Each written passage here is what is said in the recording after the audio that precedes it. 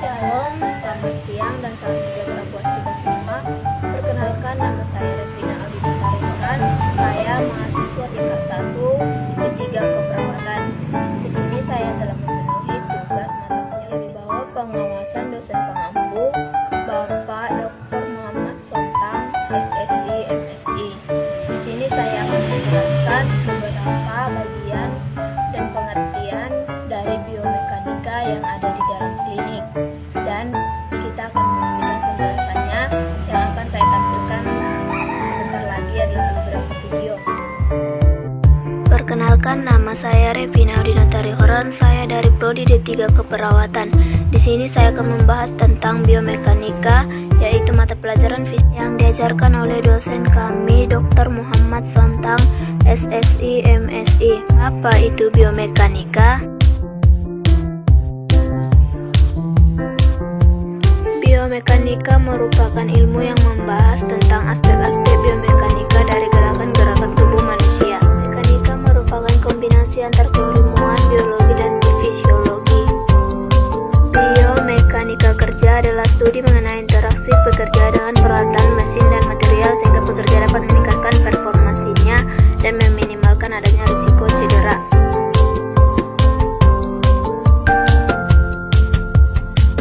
Jenis biomekanika.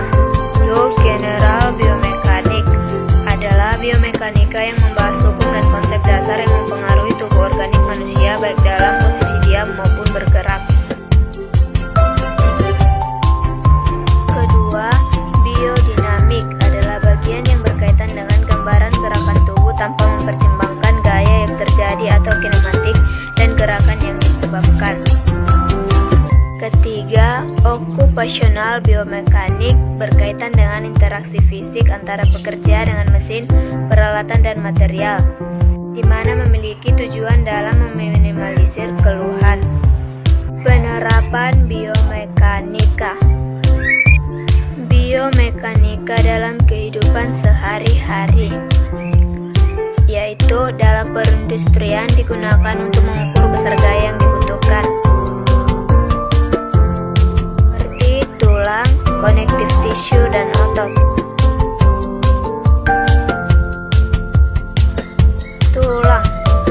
Tulang adalah organ dengan struktur keras dan kaku yang membentuk kerangka manusia.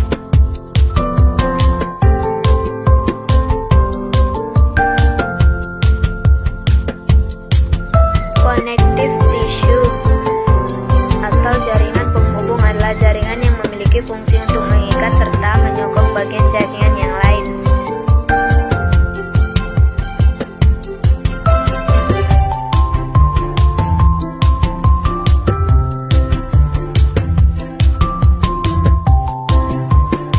Ketiga, otot atau muskel. Otot adalah sebuah jaringan dalam tubuh yang berfungsi sebagai alat gerak aktif yang menggerakkan tulang. Di sini kita akan membahas tentang submateri biomekanika, yaitu 1. Hukum dasar dalam biomekanika. 2. Gaya pada tubuh dan di dalam tubuh dalam keadaan statis.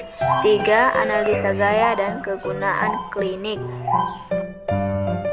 Di sini kita dapat melihat sama-sama bagaimana proses atau gambaran kasus pengobatan yang menggunakan konsep biomekanika. Kita dapat memperhatikannya bersama-sama.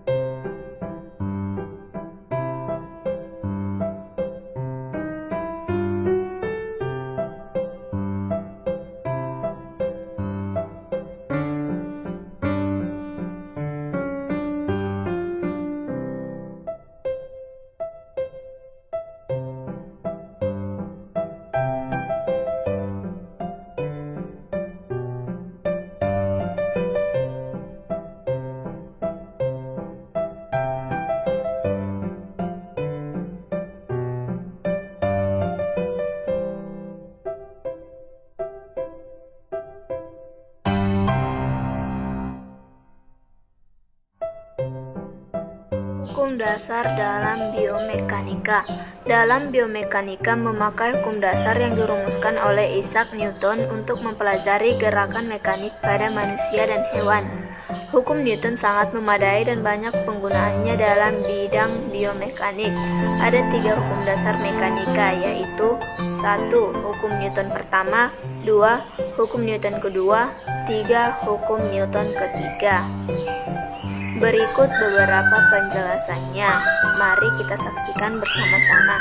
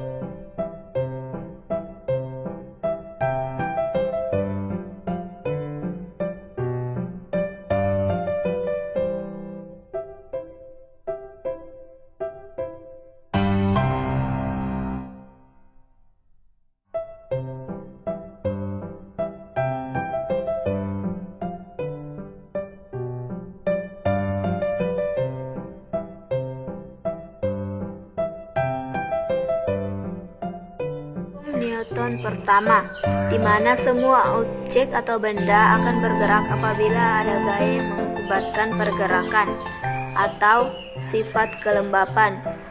Berikut adalah gambar contohnya.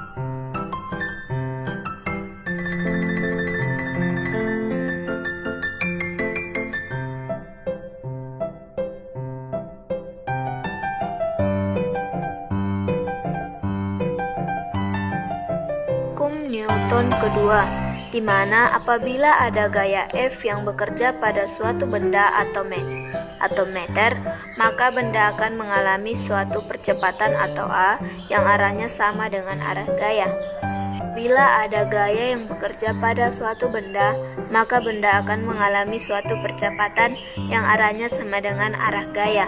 Kedua, hubungan tersebut dapat dituliskan dengan F sama dengan M kecil dikali A kecil, di mana satuan F yaitu kilogram atau Newton, meter, kilogram, dan A meter per sekon kuadrat. Berikut adalah contohnya.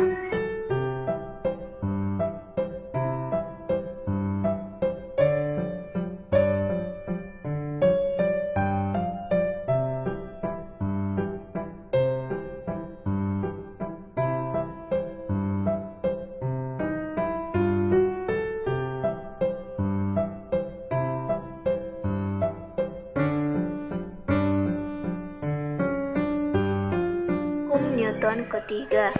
Untuk setiap aksi selalu ada reaksi yang arahnya berlawanan. Hubungan aksi dan reaksi ini dapat dituliskan dengan F sama dengan minus R, di mana F merupakan gaya berat atau Newton dan R adalah gaya normal atau Newton. Berikut adalah contohnya.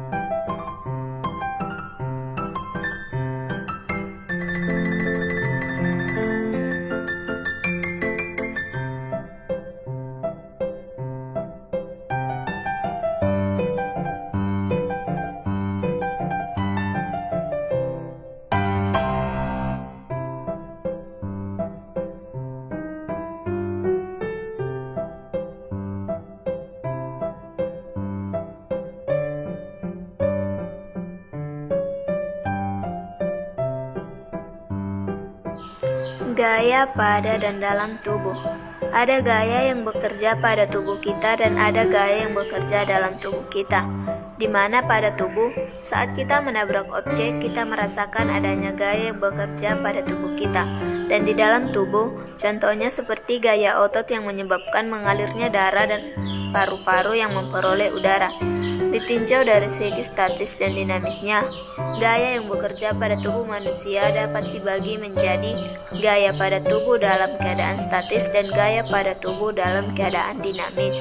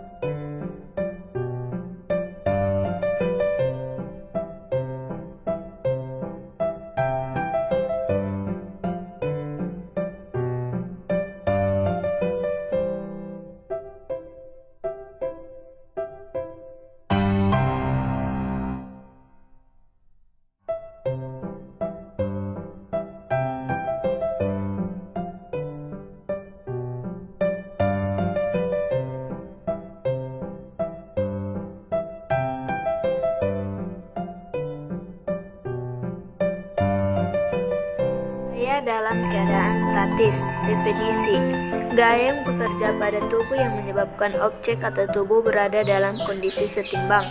Artinya, jumlah gaya dalam segala arah sama dengan 0, dan jumlah momen gaya terhadap sumbu juga sama dengan 0. Ada 3 macam sistem pengumpil yang bekerja pada tubuh manusia sebagai berikut. Mari kita lihat bersama-sama.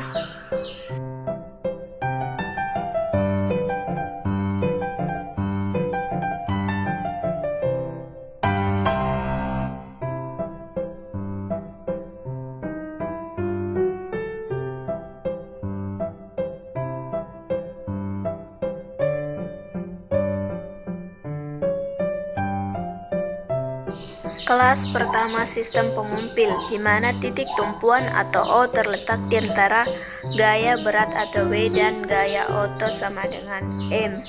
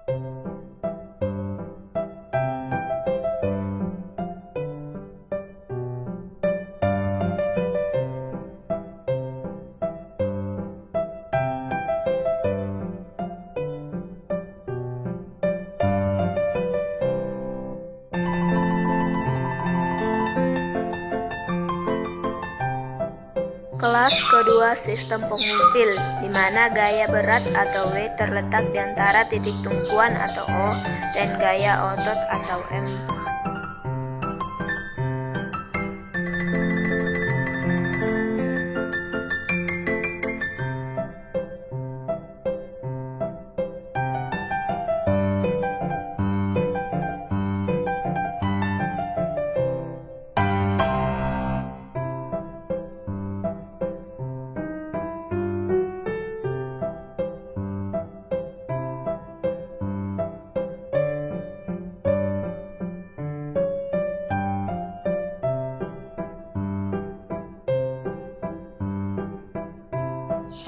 Kelas ketiga sistem pengumpil, di mana gaya otot atau M terletak di antara titik tumpuan atau O dan gaya berat atau W.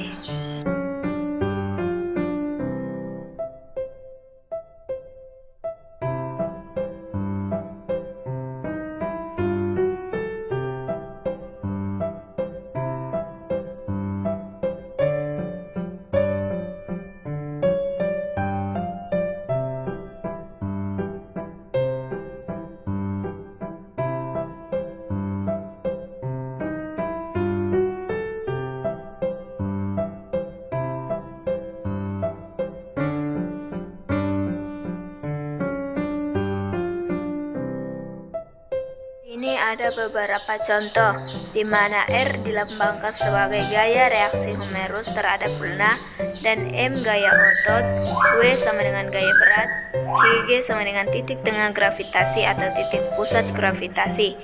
Mari kita lihat bersama-sama.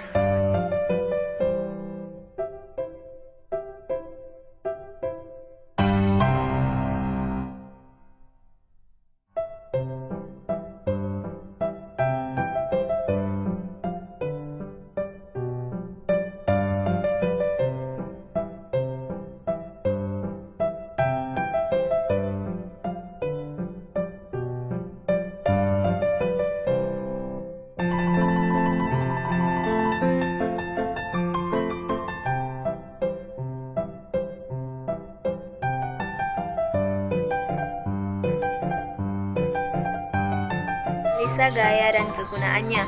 Gaya yang bekerja bisa vertikal, horizontal, maupun membentuk sudut. Ini ada beberapa gambar, kita dapat melihatnya bersama-sama.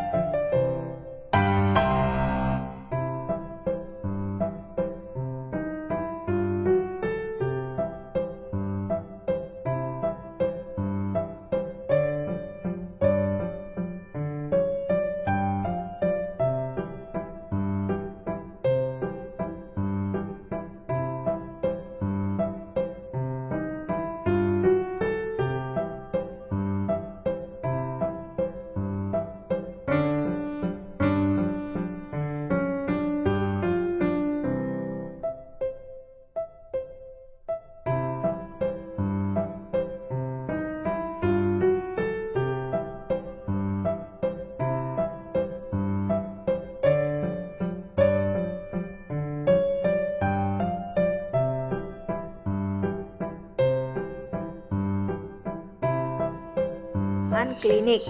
Dalam traksi leher, beban yang digunakan sebesar 12 pounds.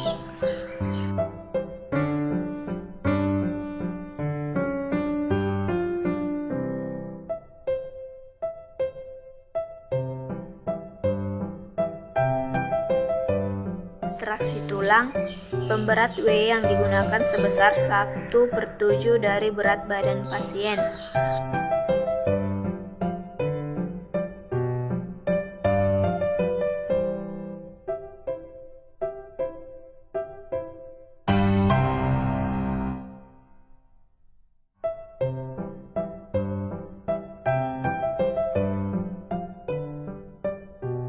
Pada traksi kulit, berat pemberat sebesar 1/10 dari berat badan atau catatan traksi kulit hanya diperuntukkan bagi anak-anak kurang dari 12 tahun.